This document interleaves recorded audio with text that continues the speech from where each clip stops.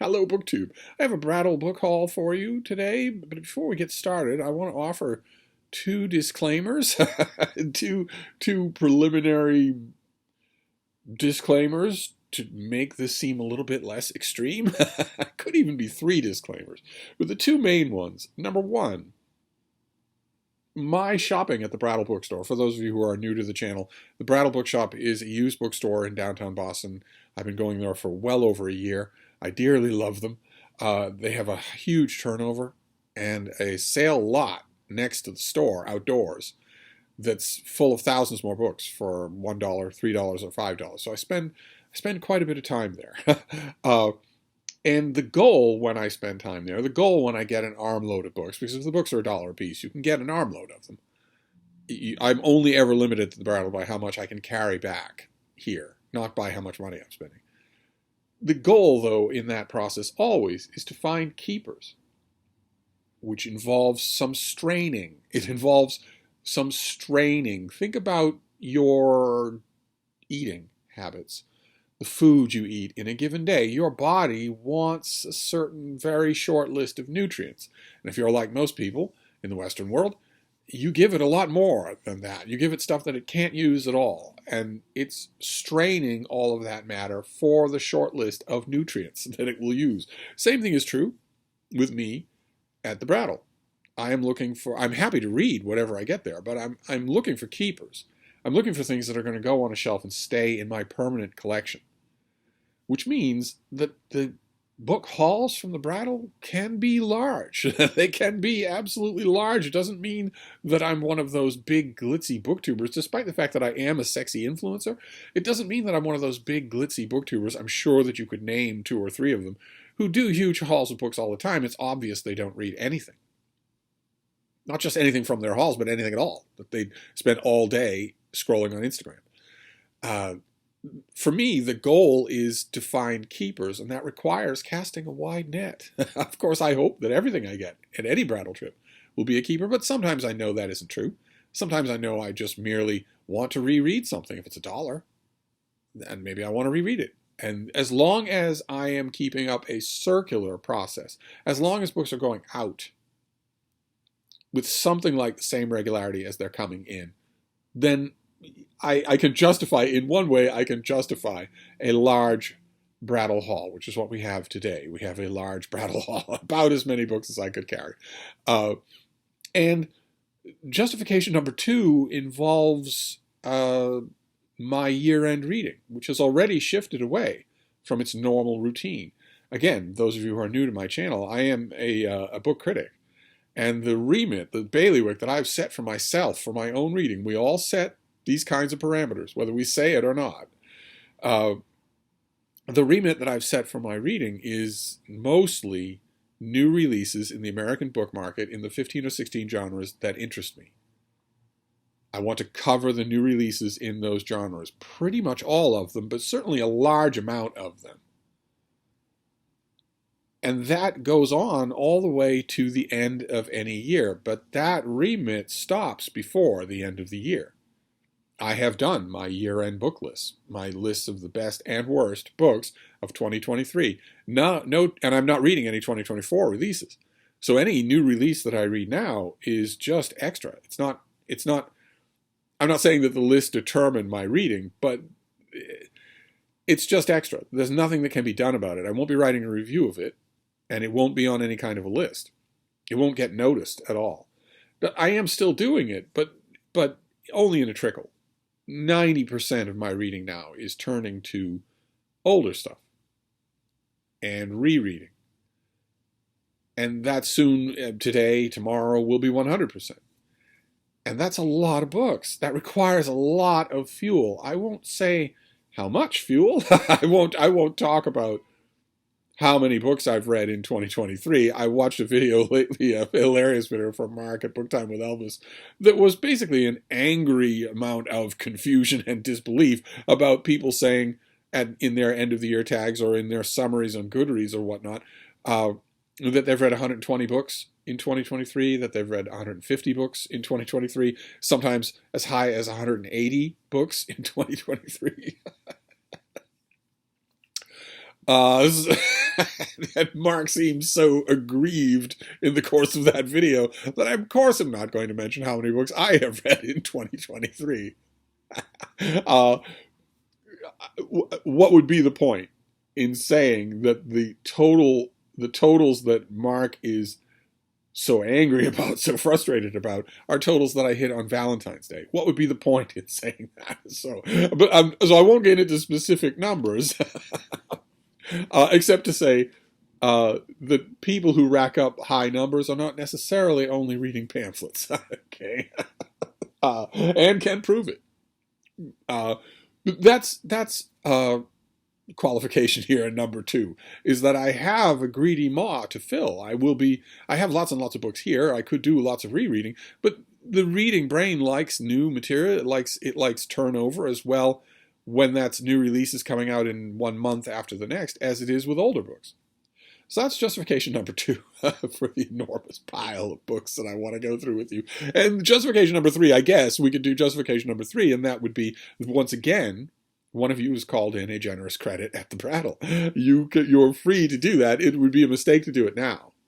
It would be a mistake to do it here at the end of the year. This is the last Brattle book haul that I will film on this channel, and may very well be the last Brattle book haul that I do at the Brattle in 2023. So there's no point in doing it now. But ordinarily in the course of the year, you were discouraged from sending me books, but encouraged to call in a store credit.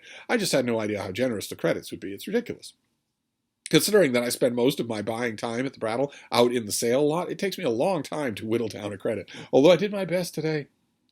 Once again, I cast a net very wide today. I said no to nothing. I grabbed as much as looked interesting. So we have a lot to go through here. We'll start with the mass market paperbacks. This first one is by John Alexander Graham. Never heard of this author before. This is called Something in the Air. And the paperback actually says, first there was Airport, which is Alex Haley's famous novel that was made into a movie. And now there is Something in the Air. So the book is announcing which novel this thing is derivative of. It's set in Boston. When a bomb blew a hole in the Boston shuttle, 5 people died. One of them had been marked down for death, but which one? And one of the survivors on the plane is an investigator. So this will not take long to do. I don't think this was from, I'm assuming, the 1970s. In 1970 itself. I must have seen this in bookstores. Of course, doesn't ring a bell. Then I found a thriller. I know this book, but I found a UK mass market paperback of it, and I don't remember off the top of my head if I have ever read this. I know that it's famous. This is The Skull Mantra by Elliot Pattison, which stars a disgraced detective who is in a work camp in the Himalayas, and is found. This is a rather stylish cover. He is found there in an attempt to solve a baffling, brutal crime. I remember really liking it. This was from the year 2000, 1 year after I returned to the United States. So this is the year 2000. I must have sold this in the bookstore where I worked, not the UK version, but it's high time. The year 2000 was a quarter of a century ago, so it's high time to revisit it. Then a bunch of murder mysteries. Oh my. I love murder mysteries. I pop them down like M&Ms, and I found a whole bunch of them today, only one of which I've read. I found one by Julian Simmons, whose books about murder mysteries I love. I love his thinking about murder mysteries. That's usually lethal if you want to write them. Usually the theorist is going to get it on the chin if he tries to write an example of what he's talking about, especially if he spends a lot of time, as Simmons does, eviscerating the attempts of others. But I've kind of liked Julian Simmons' murder mysteries. This one is called The Gigantic Shadow. Bill Hunter, TV's special investigator, was in the middle of an unscripted, no-holds-barred interview with Nicholas Meklis, a playboy gangster millionaire. The interview was going badly. Hunter was losing his temper, and Meklis was keeping his. Angrily, Hunter made a shot in the dark, and suddenly his victim struck back. The dark, gigantic shadow of the past spread over Bill Hunter like a shroud. This is also a UK cover. We will see. Then Cyril Hare. I don't know this. I don't think I've ever read this mystery author. I will shore this up a little. But the reason I went for this one and a couple of these others is these green Penguin Classic crime books. Penguin Books did a whole bunch of very distinctive-looking crime novels. Eventually, they actually called it Penguin Crime. This is called Tenant for Death. These are in ragged condition, but I'll definitely take them. Oh, goodness gracious. Cyril Hare is a pseudonym for a judge. Gordon Clark. Okay. Fantastic. So this doesn't tell you anything about the book at all. I'll gladly give it a try, though. I'll gladly pop it down. Then a couple of books from Michael Innes. I found Money from Home, with the dumb pun in the title there. Home is dead, long live Home. Home was a painter, a very good painter, but as the exhibition catalog recorded, he met a tragic death in a foreign revolution. Now the absurd art dealer Bronkoff made a small fortune from that exhibit, and unfortunately Home himself turned up at the private view. So the art world, hijinks in the art world. And then wasn't there another Michael Innes? Yes, there was Hare Sitting Up. With these boring covers, but this is what I mean. The Penguin Crime imprint. They did crime and mystery there, and they did a while where they didn't annotate it at all. But then finally it became Penguin Crime, and I have had a lot of good luck with these. This is about the disappearance of a germ warfare expert.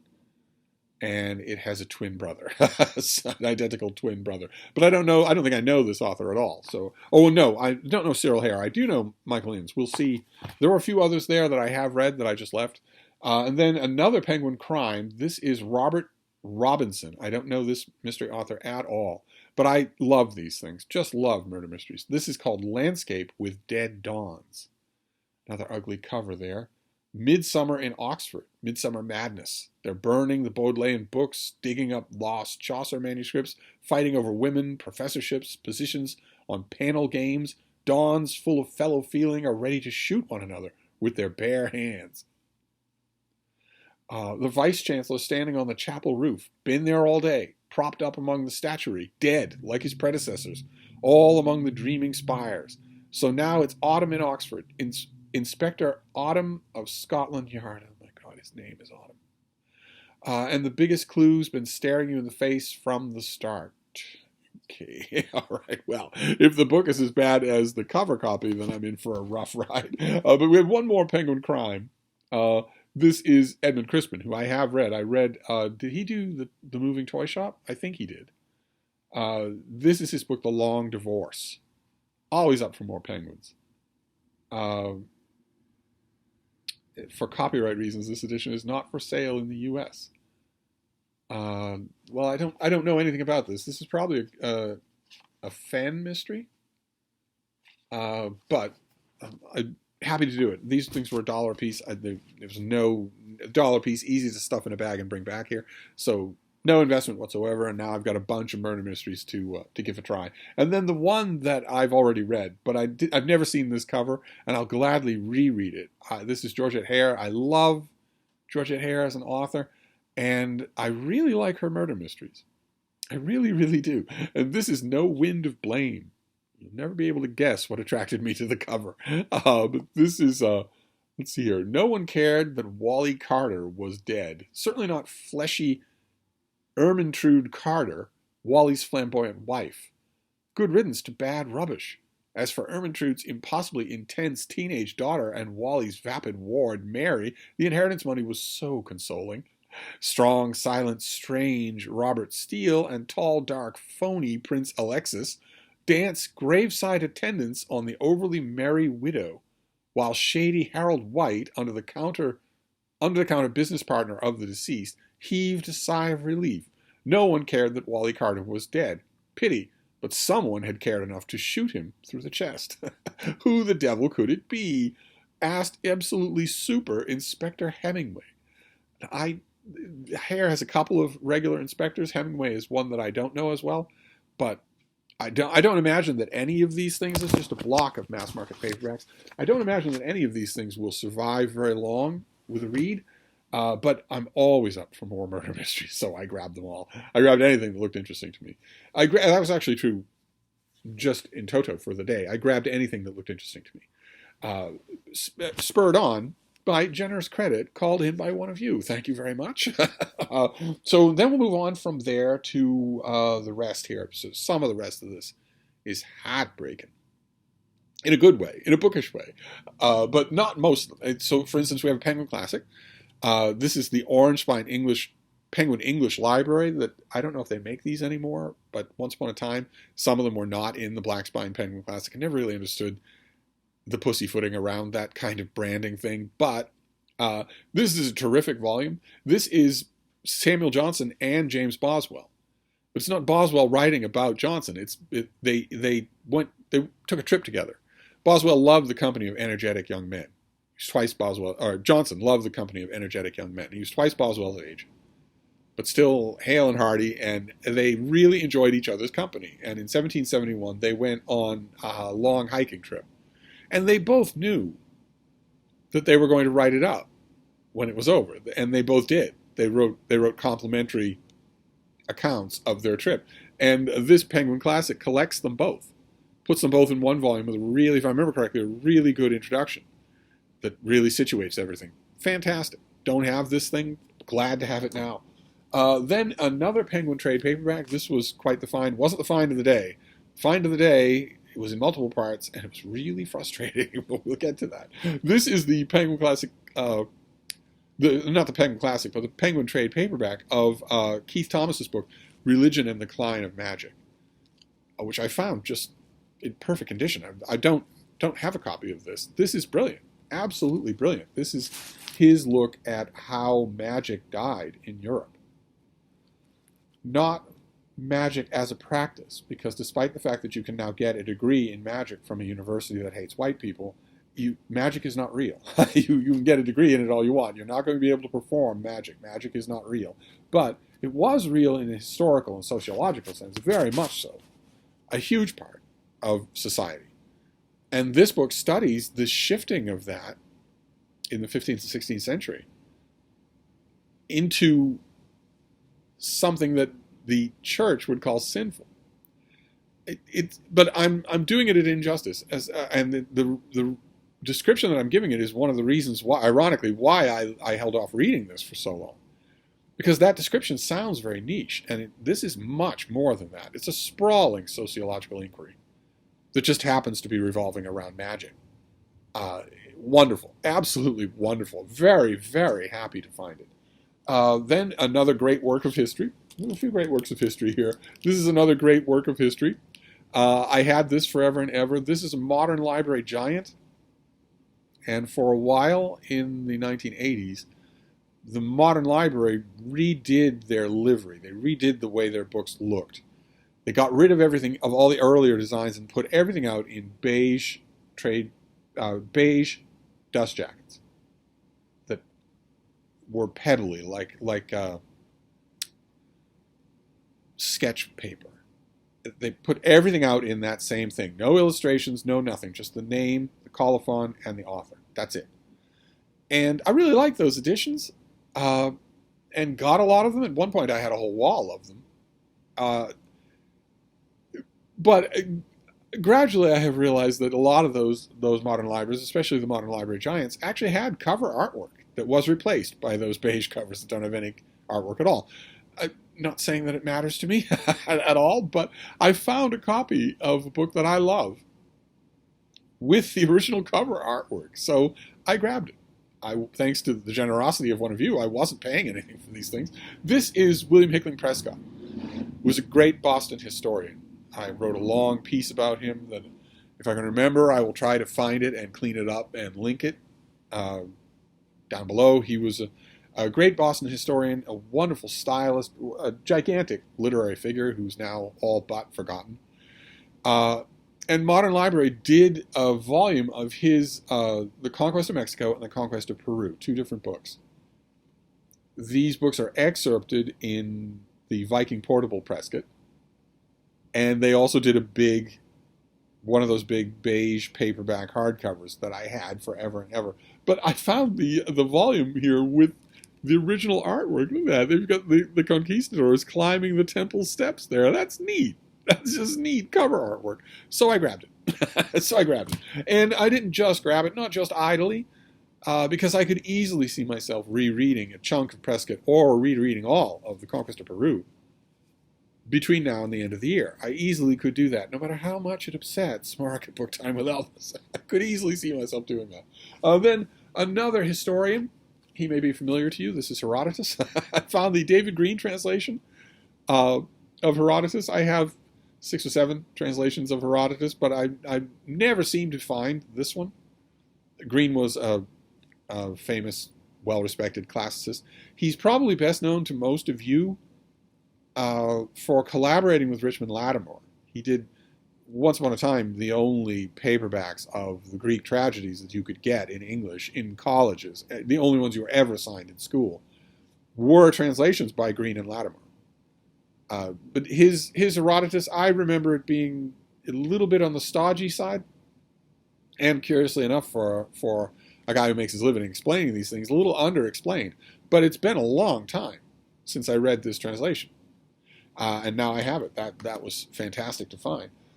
Then we have E.B. White. I mentioned there's a new reprint coming out of his essay collection, One Man's Meat.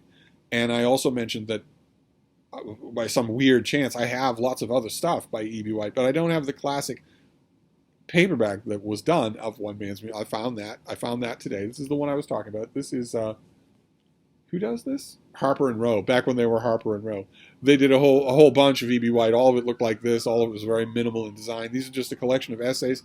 I love them. I absolutely love them. So I found it for $1. I was, of course, not going to leave it behind. Then this thing for $1. I found a mountain of great scholarship for $1.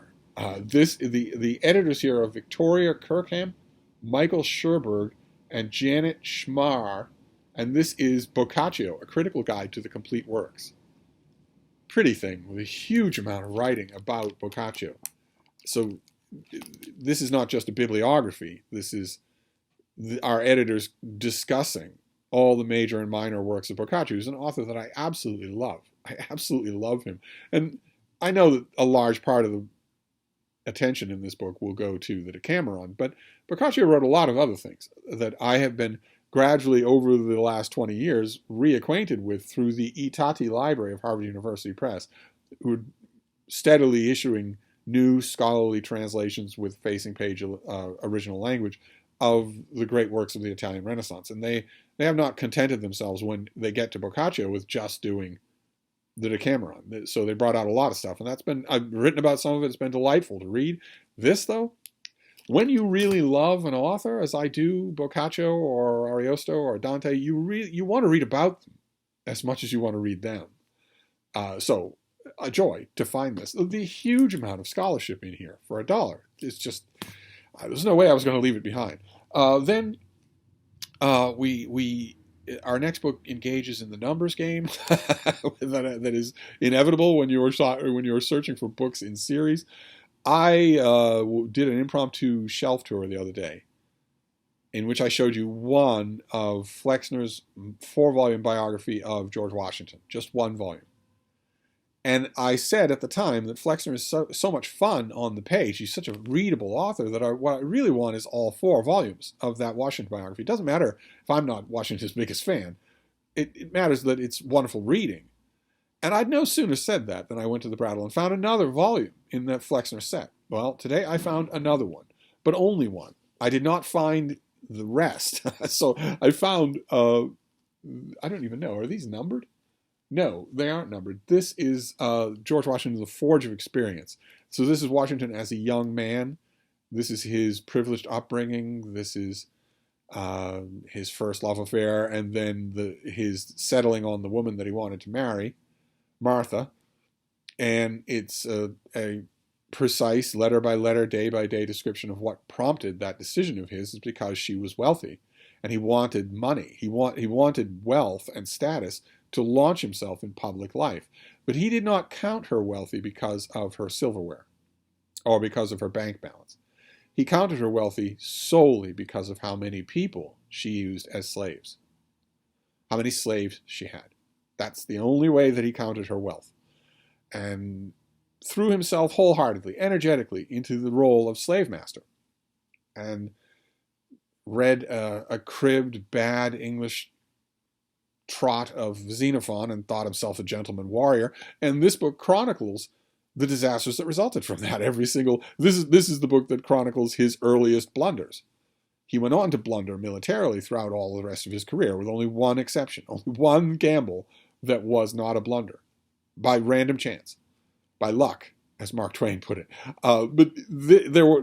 That was later on. This includes only blunders, including the memorable busy afternoon where he started the French and Indian War. So this will be an insufferable George Washington, but still, this is another volume in that set, which means I have George Washington and the New Nation, George Washington in the Revolution, George Washington now, the Forge of Experience. So the Forge of Experience is first, then the Revolution, then the New Nation. I think the only one I'm missing is Anguish and Farewell, the final volume. Pretty sure. But I only found the one today. I was very upset about that.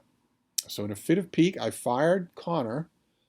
A little sorry about that. It was definitely an overreaction. It's not his fault that the other volume wasn't there. I have noticed in the past that every time I fire Connor in a fit of pique, the next time I go in, he's still working there. I'm not quite sure where the miscommunication is happening. Then I found a book that I reviewed when it came out originally. This was 2015, is that right? 2015, yeah, got it on the nose. This is the historian Mark Morris, and this is his biography of King John, which I got the advanced copy of it. This was before we were talking. I got the finished copy. I wrote up a review, which again, I will link if I can find it. I liked it. It's a very engaging book. I was severely tempted. In fact, I have at one point owned the UK edition of this book. I really like the American cover. The UK cover is even better. And I briefly owned that, but as soon as I saw this today for $1, I realized I didn't have any version of this. And it's a bit on my mind. King John is a bit on my mind. So I grabbed it. Always interested in cramming one more book into the royal biography shelf, getting a couple of good ones in 2024, a couple of interesting works of history in 2024, if they happen in 2024. Then the heartbreak. Oh, this was tough. This was really tough. I don't know that I'm gonna recover from this. This is Fritz Leiber, the great science fiction and fantasy author, and I mean that. He did both great science fiction and great fantasy. He is probably most immortally well known for his books starring Farfret and the Grey Mouser. Two cell swords, one gigantic, one small, that have adventures in a fantasy realm. They are instantly memorable. They are wonderful. They were by far the most successful thing that the library ever did. I was very happy. I think I mentioned earlier on this channel that once upon a time, a comic book company commissioned the artist Mike Mignola, who is famous for Hellboy, to do graphic novels of some Farfret and Grey Mouser adventures. And I have those individual volumes. I gobbled them up as they were coming out month by month. But that was 40 years ago, and it never occurred to me that I would never see them reprinted. And they are being reprinted. That Mike Mignola graphic novel series is coming out in a new volume in January, finally. And it's wonderful. If those of you who are Fritz Leiber fans and don't know about it, and I wouldn't blame you if you didn't, because that initial run of individual paperbacks was not succeeded by anything. They were not collected. They were never reprinted, so you might not have known about them. I urge you, if you are a Farfret and Grey Mouser fan, to look towards that copy when it comes out in January. But that's not the only Mike Mignola connection with Farfret and Grey Mouser. He also, when Borealis Press did, they did a 4-volume set of reprinting the great Farfret and Grey Mouser stories. And they had Mike Mignola do the covers and the spot illustrations to those books. So these aren't graphic novels. They're the actual Fritz Leiber stories. I think that Borealis Press went on to do a couple of volumes that weren't quite Fritz Leiber stories. I don't actually know how many volumes there are, but I know the heart of this collection was 4 volumes. 4 Lankmar volumes. Lankmar is the place where Farfret and Grey Mouser meet. I got the first one, volume 1, Ill Met in Lankmar, with that great Mike Mignola cover. And see there, you got number 1 right on there. It's Borealis Fantasy. Then with a little digging, I found number 2. I had these once upon a time. I got these hardcovers gladly, eagerly, as they were coming out in the 90s in the bookstores. got them eagerly, no idea why I got rid of them. Why would I ever get rid of these? But I did. Somewhere along the line, I did. Maybe a house fire, maybe a hasty move. Maybe I left the country. This is number 2, and that is Lean Times in Lankhmar. Then I found number 3, Return to Lankhmar. Another great Mike Mignola cover. Just fantastic. And that, dear reader, is the end. That is the end of what I found. I did not find Volume 4, which I believe is called Farewell to Lankhmar. I did not find Volume 4. There is no chance whatsoever that anyone had only 3 of these volumes and not the 4th. The 4th volume has to have gone to the Brattle. Whether it existed already and was sold, or whether it is somewhere in the Brattle and has not been unearthed yet, I have no idea. I whined and complained. Brattle, they seem to have rather thick skin for that. Seems to roll right off them. I also, in a fit of pique, fired young Connor again for not producing the 4th volume of the series. I don't think it's going to take. They don't appear to take my firing seriously. I found 3 out of the 4. I now want Volume 4, Farewell to Lankhmar. And who knows if there's any chance that I will ever see it. I consoled myself. I was telling Connor, when I found 1 volume at first. I found just Volume 1, Lean Times or Ilmet in Lankhmar. I found that, and I thought, how awful to find only 1. And I told him the same thing that I'm telling you now, and it was just as boring for him as it is for you, which is that no one would have got just 1. There's no way that anyone sold just 1 volume to the Brattle. All of these have to be here.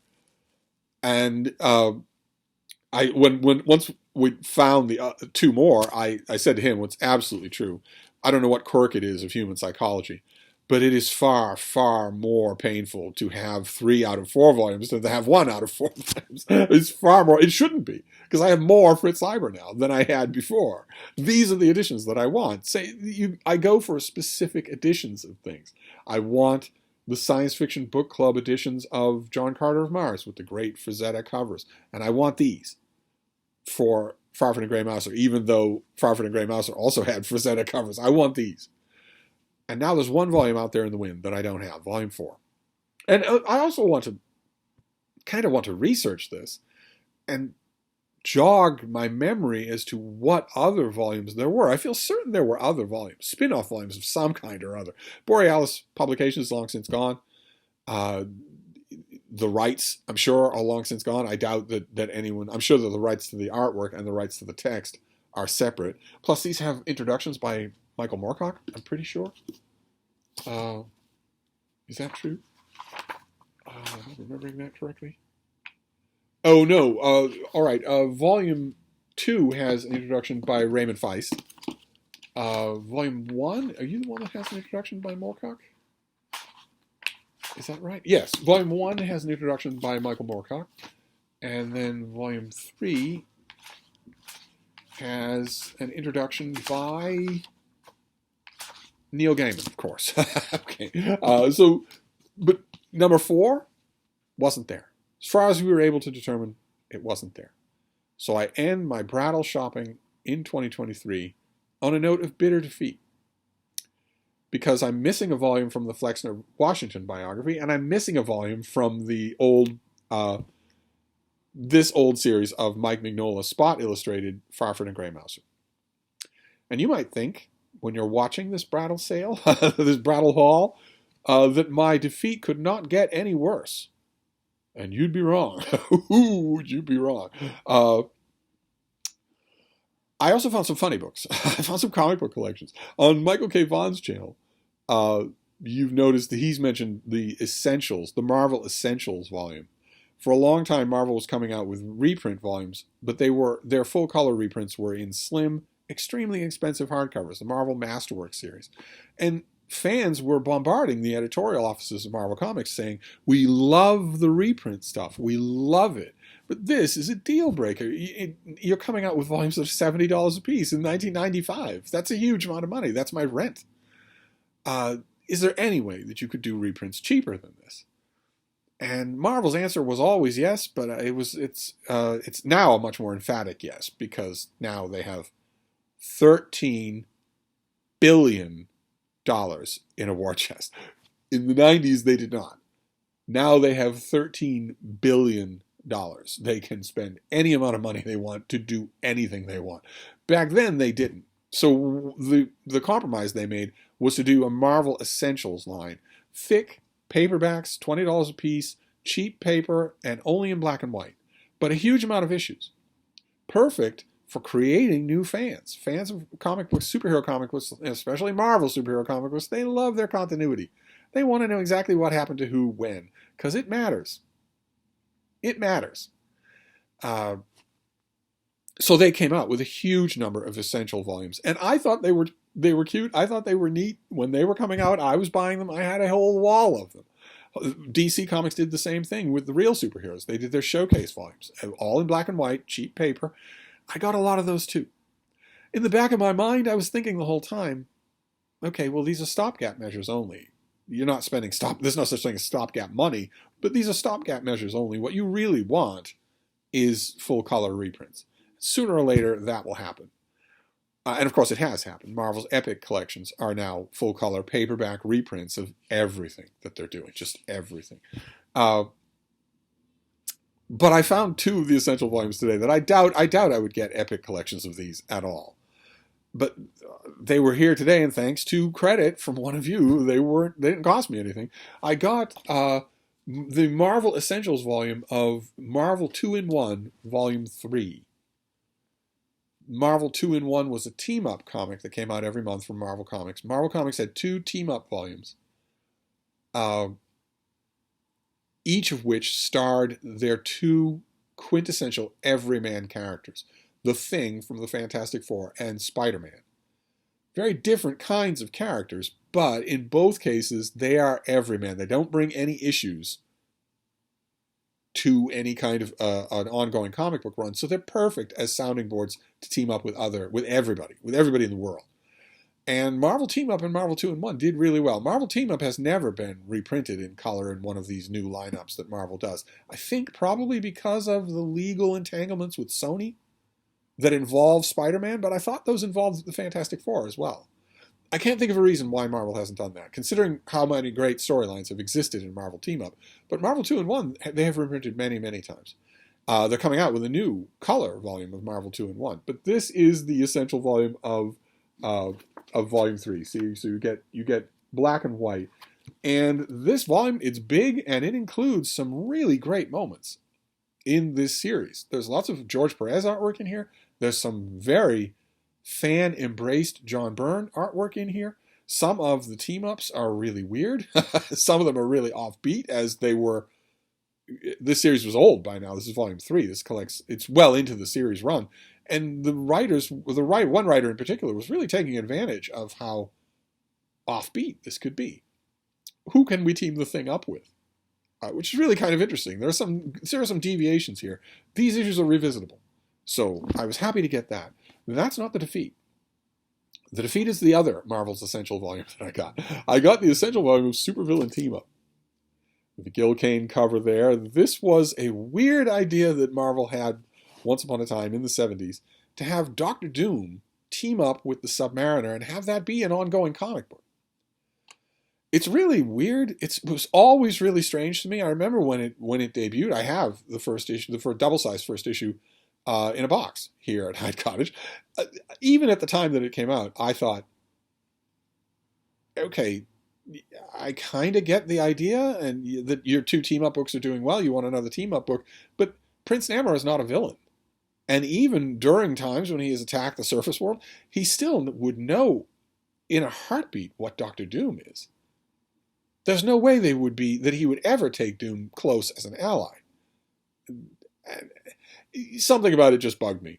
But I bought probably the first 10 issues of Supervillain Team Up. I think it even had an annual. And this volume, very generously, that was one of the things about the Essential volumes, it generously collects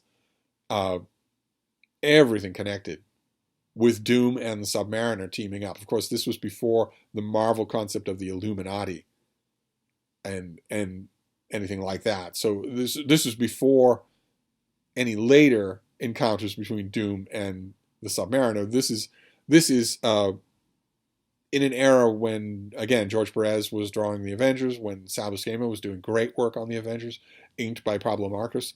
And this includes all of those. This includes everything. All sorts of ancillary stuff, not just every issue of Marvel's supervillain team up. I'm pretty sure every issue is in here. But there are lots of other things as well. Solo stories about Doctor Doom, one of which is drawn by Bill Everett. Wally Wood. But Bill Everett is in here drawing Submariner, his own creation. So there'll be a lot of really interesting reading in here. Neither Marvel 2-in-1 nor Marvel Supervillain Team Up are anything close to favorite comics of mine. But, these were free, and they're jammed full of issues. So these will be fun to look at. Plus, I gather from what Mike has said and a little that I've looked at that some Marvel Essential volumes are collectible, which is kind of weird, considering that they were dashed off for cheap. What was this thing? This was, $17. It was a great deal. I got all of these things. I got all of the DC ones as well. But then I got rid of them. A little guessing that some of them would never show up again and would be rare. So, again, you might be thinking, well, it sounds like, you might disagree that Prince Namor is involved here, but I love reading about the Submariner. Anyway, I don't care what comic he's in. I love reading about him.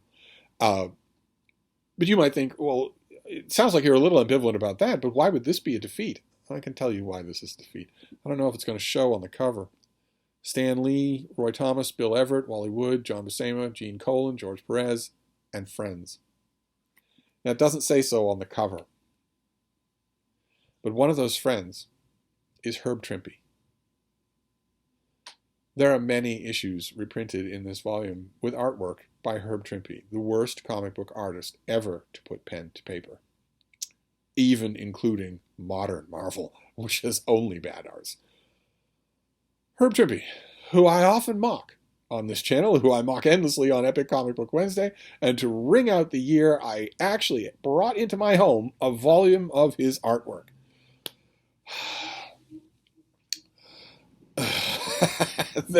I'm consoling myself that there's lots of other stuff in here as well. Lots of it. Including probably lots of things that I have never seen, that I have never read. That'll be true.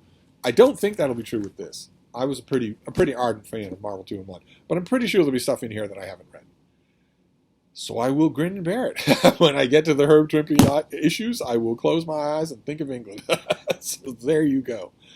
That is our final Brattle book haul of 2023 that we will share together. I may go to the Brattle again next week, but I won't film it. So that was it. And it was fun. It was a fun visit. Boy, oh boy, was it chilly. It is unseasonably chilly here in Boston. It is well below the customary 55 degrees Fahrenheit. It's not going to be. The week is going to end at 55, 60, 65 degrees Fahrenheit. But this morning was chilly. Doesn't matter. I had a wonderful time. A whale of a time. And thanks to one of you, I didn't have to pay for anything, which is always lots of fun. So there's no way we can do a Steve Pyramid. Of these are heartbreaks. There's a heartbreak here because I don't have Marvel 2-in-1 Essential Volume 1 or 2. There's a heartbreak here because I actually bought Herb Trimpe artwork.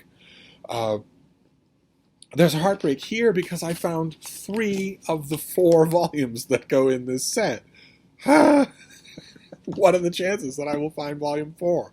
I'm not going to go on eBay and risk getting, a rattlesnake in the mail. So I suppose that's the whole point, right, of used book shopping. Those of you who really have the bug, is that we might complain, we might bellyache, I might even bellyache myself about the Holy Grails, the things we're missing, the things we're always on the hunt for. But how boring would used bookstore shopping be if you didn't have that list? If there weren't things that were just bugging you that you can't find. And that's partly, I think we can agree, that's partly the fun of doing this. I mean, I mock eBay, but it probably is possible for me to reach out my hand and get that Volume 4 delivered to this house. But why would I want to do that when it's the thrill of the hunt? It's the thrill of the serendipity. So I found 3 of these things. I am now missing one. Also, the Flexner George Washington biography. I am now missing one of these volumes. I think there were only 4 in this set. I wonder if this will tell me. Would this actually tell me? Oh, there's a map of the French and Indian War with little X's for everywhere that George Washington, I don't know, built a military camp in a ravine between two hills surrounded by his enemies in the mud flow. Yeah, that's a great. I'm sure Xenophon thought about that first. Uh, are you going to tell me? No, you don't tell me. Uh, no, this doesn't. All right, this doesn't give me the volumes, but I think the one that I'm missing is Anguish and Farewell.